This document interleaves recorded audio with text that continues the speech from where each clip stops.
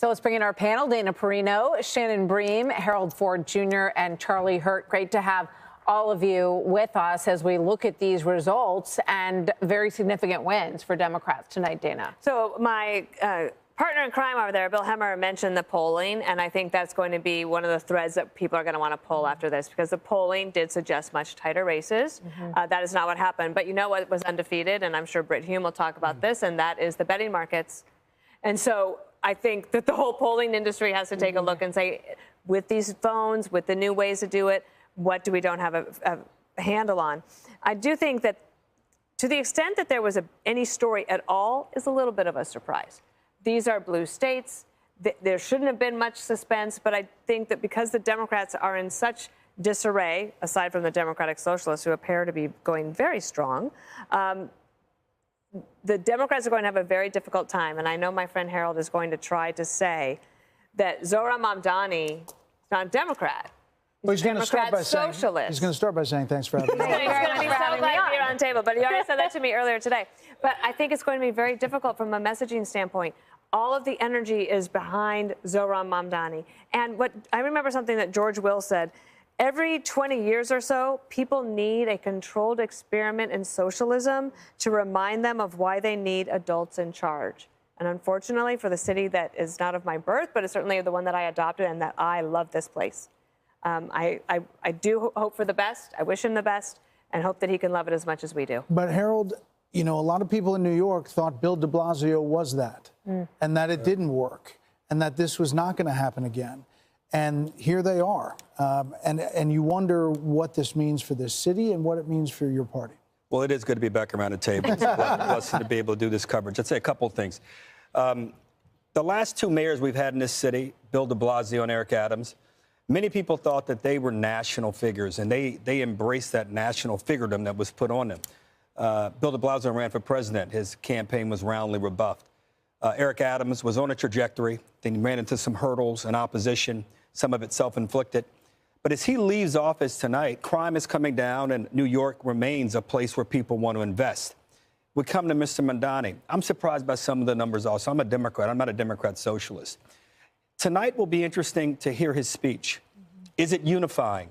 Does he reach out to Jessica Tisch? Does he try to allay some of the concerns? The police commission. Yes, Jessica Tisch, who's our police commissioner, who has shepherded this crime reduction, violent crime reduction in our city, and made, I live in this city and vote in this city. My kids go to school in this city, and make it easier for kids to take the subway, and for that matter, all New Yorkers to take the subway. Two, this was a good night for Dems. If Dems had lost one of these states, we'd be saying this is a terrible night. Dems won by 14 points in both Virginia and Virginia and New Jersey. And we won the Supreme Court races in Pennsylvania, and we retained the Public Service Commission seats in Georgia. Now, some will say we held serve. You got to hold serve to win. This is tomorrow, as we get ready for the political day, Mr. Trump and Republicans will have some questions to answer. The shutdown will still be on people's minds. I'll be curious to know, if we look at some of the polling, did the shutdown play in New Jersey, in Virginia in these last week or two, as we talked about SNAP benefits and so forth? I don't know the answer to that. And two, there's a big conversation that's going to take place at the Supreme Court tomorrow about the legality of the tariffs. So the world goes on tomorrow. But as we sit here tonight, Democrats had a good night. And where I agree with Dana, we've got to decide if Mr. Mamdani is going to be the face of our party. I mentioned de Blasio and Adams because everyone thought they could be the leaders. But I argue the San Francisco mayor, Daniel Lurie, a Democrat who beat a Democrat in the primary, who wanted to face down crime and make San Francisco more attractive. The mayor of Philadelphia, who beat a Democrat, a black woman, who's addressing crime in a very different way. So there are mayors around the country who had to deal with realities. I wish Mr. Mamdani the best, and I hope that the questions that people have about anti-Semitism and his lack of commitment to our police, I hope he's able to allay some of those concerns starting this evening. President Trump is weighing in. He just posted on Truth Social, quote, Trump wasn't on the ballot and shutdown were the two reasons that Republicans lost elections tonight. Charlie Hurt. That's a very Trumpian message. And it's true. I would say that it certainly was not a bad night for Democrats. But I would temper it a little bit. You know, if we sat back 6 months ago and sort of predicted the outcome of all of these races, we probably would have done a better job of getting it all right than you would by reading the polls in the last couple of weeks. Dana raises a great point, though, about the betting markets. It's like, who is it that's getting in late? I mean, they nail these things. Yeah. And even if the betting markets are wrong the day before the election, by the time, polls close, they are like within a tenth of a point. It does kind of, I'm suspicious enough, it makes me wonder whether or not it's not campaign people doing it.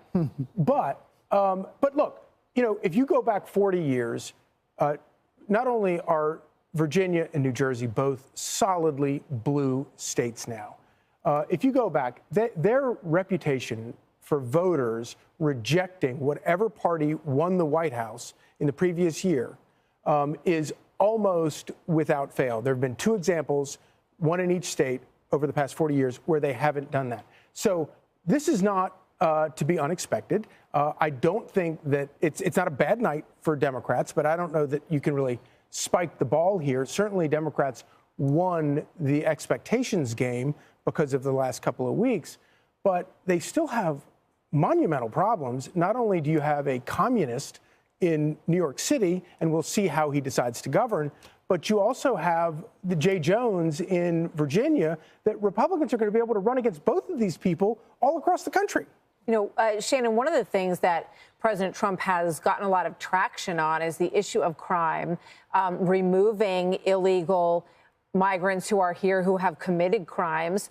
And Mamdani, has said some very dark things about the New York City police. We all remember Bill de Blasio having the police en masse turn their backs to him at a New York City police officer funeral. So that's one of the things that I think we're going to really be watching is this relationship with the police, because 9% are going to leave the city. It's going to be a huge percentage of police officers we know as well. Yeah, and think about what he said about not working with the NYPD, working with ICE, not working together. And he said essentially wants to double down on the sanctuary city laws that you have here in New York City. And so for a lot of people who live and work and spend their money here or decide to take it and go somewhere else, that's been a huge issue for him. And also all of these promises that you can always make the promises during the campaigns. We know that's what all candidates do. There are some folks, like very controversial folks like Linda Sarsour, who say, I'm going to be staying here and watching. You can't just go in there and do whatever the hell you want. We're going to be enforcing from the outside to make sure that you line up with the progressive things that you promised and that we put you there to do. So it'll be interesting to see how he governs. Some of those interviews, he was walking back a couple of the things already as of this morning. Desk can now project New York City has elected Democrat Assemblyman Zohran Mamdani to be its next mayor. Now, he will become the first Muslim mayor of the city and its youngest in more than a century. Not really a surprise. I don't know why people were waking up in the last, 2.5 weeks. I think they should have woke up after the primary where he handily defeated Andrew Cuomo. But back to your analysis, because I think this is very key. I thought that Andrew ran a very lackluster campaign. I think taking 10 days off after Labor Day is unthinkable if you're a candidate. I think he spent way too much time out in the Hamptons, and he didn't have a message that resonated, and he still had a hangover of hatred for the time he was governor. That all worked against him. I think there'll also be this debate if he had another week or 2 weeks, would that have been enough to close the gap? And I'm not sure, based on the numbers we're seeing right now. Cuomo got his act together in the last couple of weeks. He was doing a lot more interviews. He was out there. And, Sean, I will tell you, there's a reason why politicians spend a year in Iowa. They go out there to refine their message, to be able to answer every question on every topic possible and do it within 30 seconds' time. Cuomo was out of political talking shape, period. Now, he got his sea legs under him in the last couple of weeks and showed up on Fox many times, showed up on MSNBC and CNN, made himself much more available. But there'll be pieces written as to whether or not this was the right way to run a campaign. And if you had another week or 2 weeks' time, could you have closed the gap on Mamdani tonight? And that's a question we'll never know, Sean, but it'll certainly be talked about and written about. Bill Hemmer, amazing coverage. We'll get back to you at the big board coming up. We are ready. Projection time. The Fox News Decision Desk can now project that Congresswoman Mikey Sherrill will, in fact, become the next Democratic governor of New Jersey. Now, Sherrill defeats Republican Jack Ciattarelli, whom President Trump endorsed in May. The GOP had hoped that Ciattarelli could deliver an upset after a very close loss 4 years ago. We're going to bring back Brett and Martha to get reaction to this. Brett, I'll go back to the numbers that I threw at Martha earlier. nearly a million voter advantage, Democrat over Republican in that state. Nearly a quarter of a million people in New Jersey left that state. That, that to me is a math problem for Republicans if they ever want to flip a state like New Jersey. Always. And in a state like New Jersey, as Martha talked about, it is like Lucy and the football and Charlie Brown. I mean, there is this thought that maybe this is the time, and it changes the dynamic. And I will say there was a lot of optimism heading in for Jack Ciattarelli. But Mikey Sherrill had an advantage. She didn't perform well in the early debates. She was asked about sales tax and taxes overall. She said, I'm not going to answer that right now in a debate. And it became a big thing. Then there was the controversy over the cheating scandal at Annapolis. And it really stalled the campaign for a couple of weeks. In the final days, President Obama came in. She got a lot of support, and she started seeing early vote numbers tick up, according to her campaign. And, it's enough in that environment to pull out a blue state. Yeah, you look at the urban centers in New Jersey, and she really ran up the vote. Essex County as well, places like Montclair, suburban areas outside of New York. She did very well with women voters. We saw the same thing with Spanberger in Virginia. Both of these candidates presented themselves as moderate women with military and CIA background. And so I think you're going to have Democrats looking at that model as something that is successful for them, Sean. And I would imagine that you're going to see them seek out candidates that reflect that. It's just very interesting to me when you look at President Trump's numbers in 2024 in New Jersey.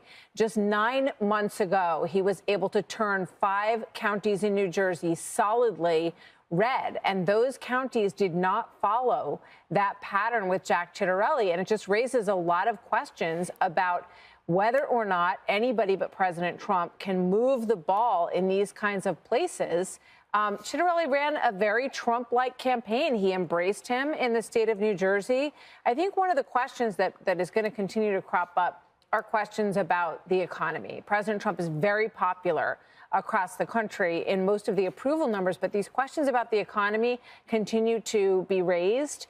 And, I think that when you look at Hispanic areas and black parts of New Jersey as well, where he did not do the kind of numbers that we've seen from President Trump, it'll show areas where Republicans will need to do some work in the coming months before the midterm. Yeah, affordability is the mantra, Sean. I mean, it's the mantra for Zohran Mamdani here in New York City. A couple of things to point out. Both of you make great observations. One, Trump is not on the ballot tonight. Somebody in the Ciattarelli campaign determined that bringing Donald Trump into New Jersey, probably not a good idea, being a deep blue state that it is. Let me run through some numbers. I know, Martha, you know these numbers very well. The Tax Foundation, the people in New Jersey, those residents have the second highest overall tax burden in the entire country. They're 49th out of 50. That means the highest property taxes in the country. That means New Jersey has the 4th highest income tax in the country. They also have the highest corporate tax rate in the country. It went up again this year.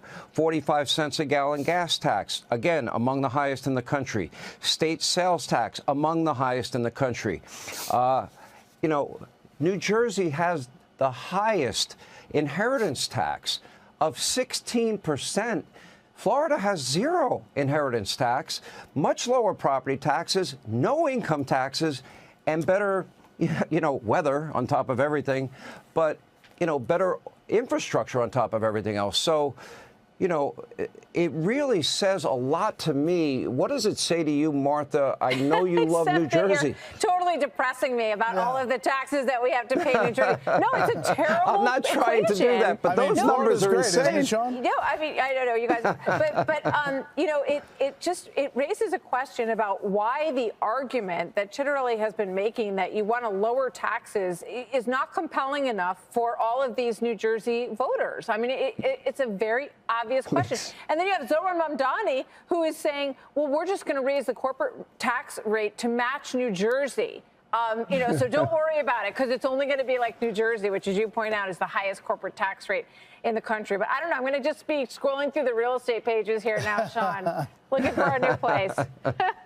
I think we can find you a place to do your show. I know a place. It's available, and you're welcome to use it. You'll do a great job wherever you are.